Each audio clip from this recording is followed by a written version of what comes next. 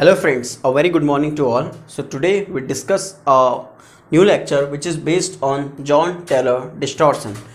So in this lecture we will discuss its core concept, explanation with example. Third one is its application, and the last one is questions. Okay, which is a cream part of the lecture. So first I tell you about the word distortion. Okay, as we all know that this John Taylor distortion is mostly occur on octahedral complexes. Okay, let's suppose we have an octahedral complex like this. This is our octahedral complex. Okay, तो अगर मैं distortion की बात करूं इसमें, तो distortion का मतलब यह है कि जो इसका स्ट्रक्चर है वो क्या हो जाना, डिस्टर्ब हो जाना, या मैं कहूं कि जो इसकी ज्योमेट्री है वो क्या हो जाना, डिस्टर्ब हो जाना। डिस्टर्ब, अब नॉर्मल बात करें तो दो टाइप से हो सकती है। दो टाइप से कैसे? या तो जो मेरा मेटल और लिगेंड के बीच की जो डिस्टेंस है, लेट्स सपोज वो क्या हो जाए, इंक्रीज हो जाए। ठीक है, जो z एक्सेस में मेरे जो लिगेंड हैं वो क्या हो जाएं, इंक्रीज हो जाए। मतलब ऐसे भी डिस्टॉर्शन हो सकता है, या मैं कहूं कि मेटल और लिगेंड के आ जाएं, बहुत पास आ जाएं। मेटल और लिगेंड के आ जाएं, बहुत पास आ जाएं। ठीक है, तो ये तो मैंने बात किया कि डिस्टॉर्शन कुछ ऐसे हो सकता है। मतलब ये मेरा नॉर्मल एक ऑक्टाहेड्रल लिगेंड है, मतलब ऑक्टाहेड्रल मेरा कॉम्प्लेक्स है, इसमें क्या आ गए, कुछ इस तरह का क्या आ गया, डिस्टॉर्शन आ गया। अब ये डिस्टॉर्शन कैसे आता है, दूसरा पॉइंट। पहले हमने समझ लिया कि व्हाट इज डिस्टॉर्शन, उसके बाद समझते हैं कि डिस्टॉर्शन कैसे आ सकता है। ठीक है, डिस्टॉर्शन आने का रीजन क्या है कि लेट्स सपोज मेरे पास जो मेरे इलेक्ट्रॉन्स फील्ड हैं किसमें, ऑर्बिटल्स में। जो मेरे इलेक्ट्रॉन्स फील्ड हैं किसमें, ऑर्बिटल्स में। अगर वो ऑर्बिटल्स में फील्डिंग क्या है मेरी, सिमेट्रिक है, तो इसका मतलब है कि डिस्टॉर्शन वहां नहीं होगा। आपको पता है क्यों? क्योंकि ये पहले तो ये क्या है, हाफ फील्ड ऑर्बिटल्स हैं, तो half filled are symmetric, half filled क्या है, स्टेबल होते हैं। ठीक है, तो एक तो डिस्टॉर्शन अगर इस प्रकार का फीलिंग है इलेक्ट्रॉन्स की, तो डिस्टॉर्शन नहीं होगा। अब डिस्टॉर्शन होगा कब, जब ये क्या हो जाएंगे, असिमेट्रिक हो जाएगा। अब इसमें क्या आ सकता है, डिस्टॉर्शन आ सकता है। दिस इज कि कैसे डिस्टॉर्शन आएगा। पहला डिस्टॉर्शन क्या था, दूसरा कैसे डिस्टॉर्शन आएगा। कैसे आएगा, जब हमारी जो ऑर्बिटल्स में जो इलेक्ट्रॉन की फीलिंग है वो क्या हो जाए, असिमेट्रिक हो जाए। ठीक है, अब असिमेट्रिक होने की वजह से क्यों आएगा, थर्ड पॉइंट, क्यों आएगा, रीजन है उसका, क्योंकि हम जानते हैं कि अगर मेटल और लिगेंड के बीच में एक क्या होता है, रिपल्शन काम करता है। मैंने बताया था कि मेटल के पास भी इलेक्ट्रॉन्स होते हैं और लिगेंड के पास भी क्या होते हैं, लोन पेयर ऑफ इलेक्ट्रॉन्स होते हैं। तो अगर मेरे पास क्या हो जाएगा, किसी ऑर्बिटल में इलेक्ट्रॉन की डेंसिटी इंक्रीज हो जाएगी। अगर किसी ऑर्बिटल में इलेक्ट्रॉन की डेंसिटी क्या होगी, इंक्रीज होगी, तो उससे क्या होगा कि जो रिपल्सन है सारे लिगेंड्स में क्या होगा, जो रिपल्सन होगा वो क्या हो जाएगा, बराबर नहीं होगा। बात समझ में आ रही होगी। अगर ऑर्बिटल्स में इलेक्ट्रॉन की फीलिंग क्या हो जाएगी, असिमेट्रिक होगी, तो जो लिगेंड्स में जो लिगेंड का रिपल्सन है वो मेटल का जो पर लिगेंड का जो रिपल्सन है, हर लिगेंड में रिपल्सन क्या होगा, प्रॉपर नहीं होगा। तो इसकी वजह से क्या होगा, या तो लिगेंड क्या हो जाएंगे, दूर चले जाएंगे, या लिगेंड क्या आ जाएंगे, पास आ जाएंगे। बात क्लियर हो रही होगी। अब फोर्थ पॉइंट कि कब होगा जॉन टेलर डिस्टॉर्शन। ठीक है, कब होगा, जब T2G में असिमेट्रिक फीलिंग होगी, या EG में होगी, या दोनों में होगा। ठीक है, क्वेश्चन अराइज हुआ कि कब, या जब T2G में असिमेट्रिक फीलिंग होगी, या जब EG में असिमेट्रिक फीलिंग होगी, या जब दोनों में असिमेट्रिक फीलिंग होगी। कब होगा, जब दोनों में होगा। मतलब EG में अगर असिमेट्रिक फीलिंग है तो भी जॉन टेलर डिस्टॉर्शन होगा। अगर T2G में इलेक्ट्रॉन असिमेट्रिक फील्ड है तब भी क्या होगा, जॉन टेलर डिस्टॉर्शन होगा। ठीक है, अब जॉन टेलर डिस्टॉर्शन किसमें ज्यादा होगा। ठीक है, बात करते हैं, लेट्स सपोज कुछ एग्जांपल लेकर के। अब एक और बात बताऊं, अब आपसे क्वेश्चन है कि T2G में जॉन टेलर डिस्टॉर्शन ज्यादा होगा या EG में जॉन टेलर डिस्टॉर्शन ज्यादा होगा। आंसर क्या होगा कि जब EG में असिमेट्रिक फीलिंग होगी, जब क्या होगा, EG में असिमेट्रिक फीलिंग होगी, तब मेरा जॉन टेलर डिस्टॉर्शन क्या होगा, ज्यादा होगा। ठीक है, बात समझ में आई होगी। कब होगा? जब दोनों में असिमेट्रिक फिलिंग होगी तब होगा। ठीक है, अब अगर ईजी में असिमेट्रिक फिलिंग है, अगर ईजी ऑर्बिटल में असिमेट्रिक फिलिंग है तो क्या होगा? तब जो मेरा जॉन टेलर डिस्टॉर्शन है वो ज्यादा होगा। फिर से क्वेश्चन अराइज होता है, हम साइंस के स्टूडेंट हैं, क्यों? ठीक है उसका रीजन ये है कि अगर ईजी ऑर्बिटल्स होती हैं, जो हमारी क्या होती है ईजी ऑर्बिटल, ईजी कितनी ऑर्बिटल होती है हमारी? 2 ऑर्बिटल होती है ईजी में। ठीक है, one is d x square minus y square and second one is d z square. अब डी एक्स स्क्वायर और वाई स्क्वायर और डी जेड स्क्वायर में जो ज्यादा प्रोनाउंस होती है वो कौन सी होती है? D z square. क्यों होती है डी जेड स्क्वायर? क्योंकि ये 2 ऑर्बिटल्स का क्या होती है? मिक्सचर होती है। ठीक है, तो अब हम जो मेनली फोकस करेंगे वो किस में करेंगे? जेड ऑर्बिटल में फोकस करेंगे। ठीक है, तो मैंने क्या कहा कि जब इजी ऑर्बिटल में सिमेट्रिक फिलिंग होगी तब क्या होगा? मेरा जॉन टेलर डिस्टॉर्शन क्या होगा? ज्यादा होगा। क्यों होगा? क्योंकि जो ये 2 ऑर्बिटल्स होती हैं ये क्या होती हैं? अलोंग द एक्सिस होती हैं। ये क्या होती हैं? एक्सिस के अलोंग होती हैं। तो लिगेंड का जो प्रॉपर इंटरेक्शन होता है वो किसके साथ होता है? जो हमारी ऑर्बिटल्स क्या होती हैं? ईजी में होती है। इनके साथ क्यों नहीं होता है? क्योंकि हमारी क्या होती है? बिटवीन द एक्सेस होती है। बात यहां तक क्लियर हो रही होगी। क्यों जॉन टेलर डिस्टॉर्शन, कब होगा, कैसे होगा, कितना होगा? ठीक है, समझ में आ गया होगा। ठीक है, अब इसी को देखते हुए हम थोड़ा आगे बढ़ते हैं और एग्जाम्पल से इसको डील करते हैं। ठीक है, लेट्स सपोज कि मेरे पास क्या है? फर्स्ट केस में लेता हूं। ठीक है, अब जब मेरा मेटल था और ये मेरे पास क्या है? लिगेंड्स हैं। ठीक है, 6 लिगेंड्स है मेरे पास। क्लियर हो रही होगी बात? अगर मैं ये मान लूं, लेट्स सपोज कि मेरा जो डी जेड स्क्वायर है, डी जेड स्क्वायर, मैंने कहा कि जेड स्क्वायर में क्या होगा? ज्यादा होगा। लेट्स सपोज मैं कंसिडर करता हूं कि मेरा जो डी जेड स्क्वायर ऑर्बिटल है,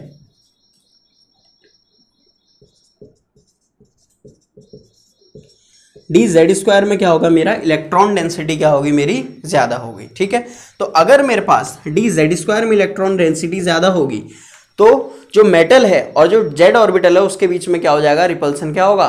मतलब ज्यादा होगा। तो जो डी जेड स्क्वायर ऑर्बिटल है वो क्या हो जाएगी? मेटल से दूर हो जाएगी। अगर D z square orbital metal से क्या हो जाएगी? दूर हो जाएगी। तो क्या होगा? जो जेड ऑर्बिटल में जो मेरे पास क्या है? जो मेरे पास जेड ऑर्बिटल्स में जो मेरे पास क्या है? जेड ऑर्बिटल हैं, उनकी एनर्जी क्या हो जाएगी? लोअर हो जाएगी। ये मेरे 2 ऑर्बिटल है, d x square minus y square और डी जेड स्क्वायर। ठीक है, ये भी मेरे पास क्या है? D x y, d y z, d z x. तो मैंने क्या कहा फर्स्ट केस कि अगर मेरे पास डी जेड स्क्वायर या मैं कहूँ जेड एक्सिस में, मेरे जेड एक्सिस के अलोंग अगर मेरे पास क्या हो जाएगा कि जेड एक्सिस के अलोंग अगर इलेक्ट्रॉन डेंसिटी जेड ऑर्बिटल में ज़्यादा होगी तो मेटल क्या हो जाए? जो मेटल है, जो मेटल और जेड एक्सिस के में जो लिगेंड है उनके बीच में रिपल्सन ज़्यादा होगा। तो जिससे क्या होगा कि जेड स्क्वायर जो ऑर्बिटल है वो क्या आ जाएगी? नीचे आ जाएगी।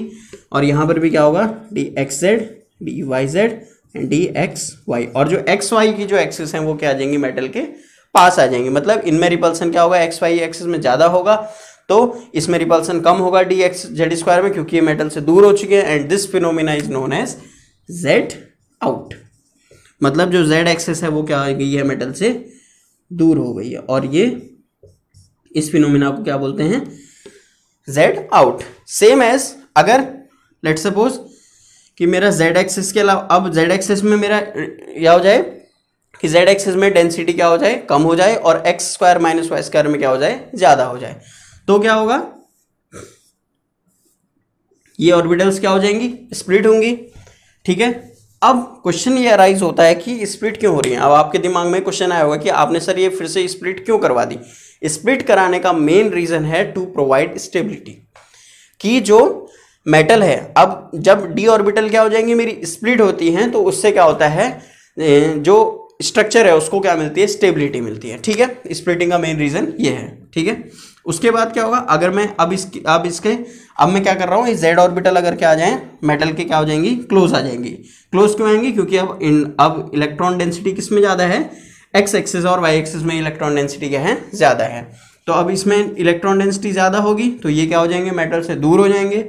मेटल से दूर हो जाएंगे तो इनकी रिपल्सन कम होगा, रिपल्सन कम होगा तो इनकी एनर्जी क्या आ जाएगी, लोअर आ जाएगी, और जेड एक्सेस की क्या हो जाएगी, ज़्यादा हो जाएगी। ठीक है, तो this is d x y, z x and d z y. ठीक है, so this phenomena when the ligands of xy is far from the metal and z axis came closer to the metal, this phenomena is known as z in। इस phenomena को क्या बोलते हैं, z in बोलते हैं। ठीक है, इसका एक और नेम भी होता है, this is known as tetragonal elongation, sorry compression, and this phenomena is known as tetragonal compression. इसको बोलते हैं elongation and this phenomena is known as compression, tetragonal compression and elongation। अब tetragonal क्यों बोला, उसका एक रीजन है, क्योंकि जब हम इसको z एक्सिस से व्यू करेंगे, जब हम इस स्ट्रक्चर को z एक्सिस से व्यू करेंगे तो ये कैसा लगता है, टेट्रागोनल टाइप का लगता है, तो इसलिए इसको क्या बोलते हैं, टेट्रागोनल कंप्रेशन, इसको क्या बोलते हैं, टेट्रागोनल इलोंगेशन। ठीक है, अब बात करते हैं इसकी कुछ एनर्जी के कॉन्सेप्ट में। ठीक है, तो अब ये बेरी सेंटर हो जाएगा इसमें, दिस इज बेरी सेंटर। तो इसका अगर मैं एनर्जी का निकालूं तो दिस इज -1/3, -1/3, 3 ऑर्बिटल्स हैं, तो this is -1/3 for this, -1/3 for this, and 2/3 for this orbital. Sum करेंगे तो दोनों का सम क्या आ जाएगा, 0। ऐसी same this is 1/2 and this is -1/2, same here 1/2, -1/2, 1/3 and -2/3। This is the energy for this orbital. ठीक है, अब एक बात आती है कि कब इलोंगेशन होगा, कब कंप्रेशन होगा। ठीक है, कब हमारा क्या होगा, इलोंगेशन होगा, कब कंप्रेशन होगा, ये कैसे पता चलेगा। ठीक है, तो एक बात आपको बताऊं, it is difficult to predict whether it is elongation और कंप्रेशन। ये बहुत बताना मुश्किल है कि इलोंगेशन होगा कि कंप्रेशन होगा। हालांकि D1 और D2 के केस में आप बता सकते हैं कि ये इलोंगेशन या कंप्रेशन होगा, बट इन हायर जब D5, D6, D7, D8, D9 आएगा तब आप बता नहीं सकते हैं कि ये क्या होगा, इसमें इलोंगेशन होगा या कंप्रेशन होगा। ठीक है, एक एग्जांपल से समझते हैं कि क्यों हमें नहीं बता सकते हैं। ठीक है, लेट्स सपोज मैं एग्जांपल लेता हूँ D9 कॉम्प्लेक्स का। ठीक है, Cu2 पॉजिटिव, लेट्स सपोज दोबारा बना देते हैं, this is Txy -2/3। Let's suppose मेरे पास क्या है, D9 कॉम्प्लेक्स है, तो दोनों में मैं इलेक्ट्रॉन्स फिल करता हूँ। लेट्स सपोज 1, 2, 3, 4, 5, 6, 7, 8 और 9। ठीक है, इसमें 9 इलेक्ट्रॉन्स फिल हो गए। ऐसे ही सेम इसमें भी करते हैं, 1, 2, 3, 4, 5, 6, 7, 8 और 9। ठीक है, हो गए 9 इलेक्ट्रॉन्स फिल। अब इसकी एनर्जी एक बार जेड इन की कैलकुलेट करते हैं, एक बार जेड आउट की। This is example of Z, ये जेड आउट का है, this is Z out and this is Z in. Calculate कीजिए आप एनर्जी, ऐसी रफली कैलकुलेट करते हैं। ये तो 0 हो जाएगा क्योंकि यहाँ भी 6 इलेक्ट्रॉन्स, यहाँ भी 6 इलेक्ट्रॉन्स। ठीक है, ये तो 0 हो गए दोनों साइड। अब यहाँ बात करते हैं तो यहाँ कितने आ जाए, 2 इलेक्ट्रॉन्स है, तो -2 इंटू 2, -2 इंटू 1/2, दिस इज कितना हो जाएगा, -1 आएगा, समथिंग लाइक डेट, और प्लस ये भी आएगा, this is 2 -1/2 into 2 plus 1/2 into 1। Okay, इसका एनर्जी इतना आएगा, और सेम इसका भी एनर्जी सेम आएगा क्योंकि 2 इंटू -1/2 प्लस 1/2। तो एनर्जी लगभग दोनों का एनर्जी, आप अगर आप एनर्जी कैलकुलेशन करते हैं तो दोनों का एनर्जी क्या आ रहा है लगभग, इसके लिए भी सेम कैलकुलेशन है और इसके लिए भी क्या है, सेम। तो it is difficult to predict whether it is D9 और मतलब इट इज टेट्रागोनल इलोंगेशन और टेट्रागोनल कंप्रेशन। ये बताना मुश्किल होता है कि हमारा जॉन टेलर डिस्टॉर्शन इलोंगेशन करेगा या कंप्रेशन करेगा। ठीक है, उसके बाद अब इसका नेक्स्ट जो इंपॉर्टेंट पार्ट है वो है इसका एप्लीकेशन। ठीक है, जॉन टेलर डिस्टॉर्शन आपको बेसिक समझ में आ गया होगा। अब इसका पढ़ते हैं हम एप्लीकेशन पार्ट। ठीक है, एप्लीकेशन पार्ट में first is Irving William series. First है इसका इरविंग विलियम सीरीज, जो हमारे डाइवेलेंट कैटायंस होते हैं उसकी स्टेबिलिटी को किसने बताया? हमारा जॉन टेलर डिस्टॉर्सन ने। ठीक है, उसकी सीरीज कुछ ऐसी है कि barium 2 positive less stable than Sr2 positive, फिर Ca2 पॉजिटिव, फिर Mg2 पॉजिटिव, फिर Mn2 positive, Fe2 positive, CO2 positive, Ni2 positive, Cu2 positive and the last one is Zn2 positive. This is application कि जो this is less stable more stable more, this is the stability series which is known as Irving William series. Second है इसका कि let suppose मेरे पास क्या है CuEn का होल थ्राइस 2 पॉजिटिव, और एक मेरे पास क्या है CuEn का होल ट्वाइस H2O 2 पॉजिटिव। तो कंपैरिजन करें अगर हम इन दोनों का बीच में कि दिस इज मोर स्टेबल और ये ज़्यादा स्टेबल है, कौन इसमें से ज़्यादा स्टेबल है, तो आपके दिमाग में आ रहा होगा कि this is a chelating ligand, तो ये ज़्यादा स्टेबल होना चाहिए इसके मुकाबले, but this is a example of Jahn Teller distortion. अगर बात करें तो ये अभी मैंने क्या बताया D9 है, तो D9 क्या करेगा? जॉन टेलर डिस्टॉर्शन दिखाएगा। क्यों दिखाएगा वो भी आपको समझाया, और ये भी किसका केस है? D9 का। बट ड्यू टू रिजिडिटी, ये चिलेटिंग लिगेंड है तो ये क्या हो जाएगा? मूव नहीं कर पाएगा। ठीक है, तो this is less stable and this is more stable. अब अभी जॉन टेलर डिस्टॉर्शन को थोड़ा और एक्सप्लेन करते हैं।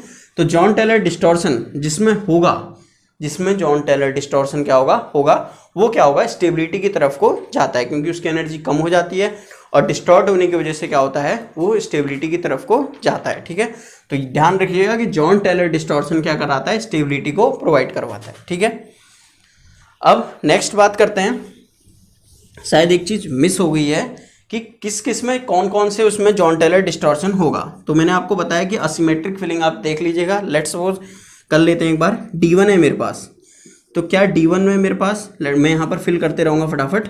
दिस इज केस ऑफ, थोड़ा इसको अच्छे से बनाते हैं, this is T2G and this is EG। तो सबसे पहले D1 की बात करते हैं। ठीक है, D 1 इलेक्ट्रॉन, तो 1 इलेक्ट्रॉन है, asymmetric filling, this is will show Jahn Teller distortion. D2 asymmetric filling, Jahn Teller distortion दिखाएगा। D3 सिमेट्रिक फिलिंग है तो जॉन टेलर डिस्टॉर्शन नहीं दिखाएगा। अब D4 दो प्रकार का होता है, one is high spin, another one is low spin. पहले हाई स्पिन की बात करते हैं, असिमेट्रिक फिलिंग, हाँ जॉन टेलर डिस्टॉर्शन दिखाएगा। D5 पहले हाई स्पिन की बात कर लें, D5 हाई स्पिन सिमेट्रिक नहीं दिखाएगा। D6 दिखाएगा, D7 दिखाएगा, D8 नहीं दिखाएगा, D9 दिखाएगा। ठीक है, D9 तो दिखाएगा। अब लो स्पिन की बात कर लेते हैं।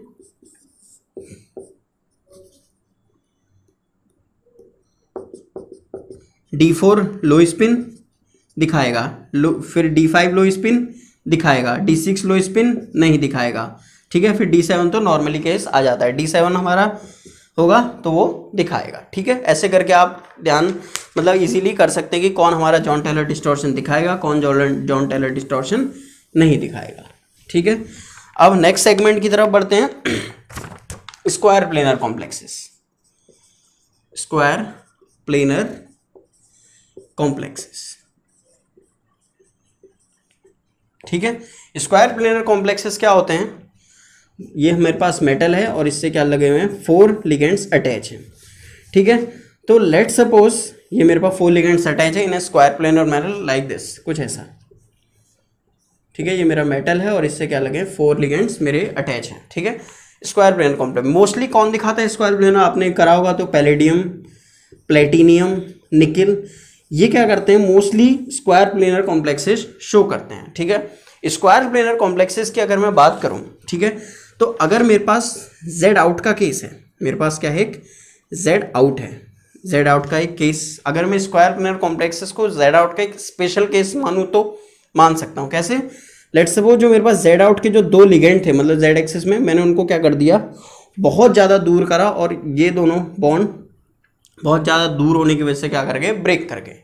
ठीक है, तो अभी मेरा कॉम्प्लेक्स क्या बनेगा? स्क्वायर प्लेनर कॉम्प्लेक्स बनेगा। ठीक है, तो अब ये कैसे होगा? मतलब मैंने जो 2 लिगेंड मैंने निकाले वो कैसे रिमूव होंगे वो बताता हूँ आपको। ठीक है, लेट सपोज Z आउट का केस है। हाँ, Z आउट में क्या था? अगर मैं Z आउट को बनाना चाहूँ तो 1 2 z out, this is d z square and this is dx square minus y square, ये ऑर्बिटल, और यहाँ पर dxz dyz dxy। z out मतलब z ऑर्बिटल बहुत ज़्यादा दूर है तो उसमें स्टेबिलिटी, उसकी एनर्जी क्या हो जाएगी, कम हो जाएगी। ठीक है, तो अब z आउट के केस में क्या होगा, ये क्या हो जाएगा हमारा, और नीचे आ जाएगा। इस in the case of square planar, जब मैंने इस ऑर्बिटल को क्या कर दिया, और ज़्यादा दूर कर दिया, और ज़्यादा दूर कर दिया तो इसकी एनर्जी और कम हो जाएगी, एक्स वाई की एनर्जी क्या हो जाएगी, मतलब बढ़ जाएगी, और ये जो ऑर्बिटल है इसकी एनर्जी भी क्या हो जाएगी, इंक्रीज हो जाएगी, और ये जो है मेरे क्या हो जाएंगे, और नीचे आ जाएंगे। तो स्क्वायर प्लेनर कॉम्प्लेक्स के लिए अगर मैं CFT डायग्राम बनाऊं तो this is dx square minus y square, this is dxy and this is dz square orbital and last one is this two orbital. This is a phenomena for square planar complexes. ठीक है, और mostly कौन show करते हैं, D8 complexes show करते हैं, जिसमें क्या होता है कि ये जो दो ऑर्बिटल्स हैं इन दोनों के बीच में क्या होता है, D8 का अगर मैं समझाऊं आपको, लेट सपोज अगर मैं इसमें D8 की फिलिंग करूं तो 1 2 3 4 5 6 7, ओके नो दिस इज दो ऑर्बिटल हैं, ओके 1 2 3 4 5 6 7 8। लेट सपोज ये मेरा क्या है, D8 का एक नॉर्मल वेन कन्फिगरेशन बनाया है। ठीक है, अगर मैं इस ऑर्बिटल को बहुत ज़्यादा, इन दोनों के बीच में क्या हो जाएगी, गैप हो जाएगा, तो ये ऑर्बिटल क्या हो जाएगी, इसमें इलेक्ट्रॉन फिल नहीं होगा, तो ये जो दूसरा इलेक्ट्रॉन है वो भी कहाँ जाएगा, यहाँ आ जाएगा। ठीक है, क्या कहा मैंने कि अगर मैंने इस ऑर्बिटल को बहुत ज़्यादा दूर कर दिया, मतलब जो लिगेंड है, तो इन दोनों के बीच का जो डेल्टा नॉट है अगर वो बहुत ज़्यादा हो जाएगा तो जो सिंगल इलेक्ट्रॉन जो मेरा यहाँ अभी गया था वो कहाँ जाएगा, यहीं पेयर अप हो जाएगा, तो इस ऑर्बिटल में क्या हो जाएगा, ये क्या हो जाएगी, वैकेंट हो जाएगी। अगर ये ऑर्बिटल मेरी वैकेंट हो गई तो क्या हो जाएगा, इसका मतलब है कि dz स्क्वायर में दोनों के दोनों इलेक्ट्रॉन्स आ जाएंगे, dz स्क्वायर में मेरे क्या हो जाएंगे, दोनों इलेक्ट्रॉन्स आ जाएंगे। तो दिस फिनोमेना, तो ये जो मेरा कॉम्प्लेक्स है ये क्या बना देते हैं, फिर स्क्वायर प्लेनर कॉम्प्लेक्सेस बन जाते हैं। और ये कब होता है, जब निकल या D8 कॉम्प्लेक्सेस के साथ कोई स्ट्रॉन्ग फील्ड लिगेंड अटैच होता है। स्ट्रॉन्ग फील्ड लिगेंड मेरा क्या होगा, जब निकल के साथ कोई स्ट्रॉन्ग फील्ड लिगेंड अटैच होता है तो वो क्या बनाता है, स्क्वायर प्लेनर कॉम्प्लेक्सेस बनाता है। अगर निकल के साथ कोई वीक फील्ड लिगेंड होता है वो क्या बनाता है, नॉर्मली ऑक्टाहेड्रल कॉम्प्लेक्स बनाता है। ठीक है, और लेकिन पैलेडियम के केस में वीक हो स्ट्रॉन्ग हो कोई फर्क नहीं पड़ता, वो हमेशा क्या बनाते हैं, स्क्वायर प्लेनर ही बनाते हैं। क्यों बनाते हैं, क्योंकि उनके बीच का जो गैप होता है क्या होता है, बहुत ज़्यादा होता है। ठीक है, क्लियर। एंड लास्ट सेगमेंट की तरफ बढ़ते हैं, इसके क्वेश्चंस। ठीक है, questions of Jahn Teller distortion के कुछ क्वेश्चंस करते हैं। ठीक है, आई होप कि ये कॉन्सेप्ट आपको बहुत अच्छे से समझ में आया होगा। कॉन्सेप्ट का एक बार अभी लास्ट रिवीजन कर लेंगे। फर्स्ट क्वेश्चन है मेरे पास, हमको बताना है कि इसमें से कौन सा complex Jahn Teller distortion show करेगा। CrH2 का होल 6, दिस इज 3 पॉजिटिव। ठीक है, दिस इज MnH2 का होल 6, 2 पॉजिटिव। ठीक है, आई होप आप समझ रहे होंगे। FeH2O का होल 6, 3 पॉजिटिव। इनमें से आपको बताना है कि कौन सा जॉन टेलर डिस्टॉर्शन शो करने वाला है। ठीक है, क्रोमियम का क्या होता है, D4। क्या D4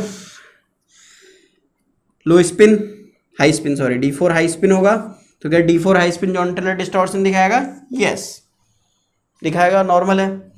क्या D4 low spin Jahn Teller distortion दिखाएगा, क्योंकि D4 है chromium, D4 sorry this is D3, एक और निकल जाएगा, 3 पॉजिटिव है, तो क्या D3 जॉन टेलर डिस्टॉर्शन दिखाएगा, नहीं। Mn is a D5, Mn कितना होता है, D5, क्या D5 जॉन टेलर डिस्टॉर्शन दिखाएगा, नहीं, क्योंकि सब सिमेट्रिकल फीलिंग हुआ है।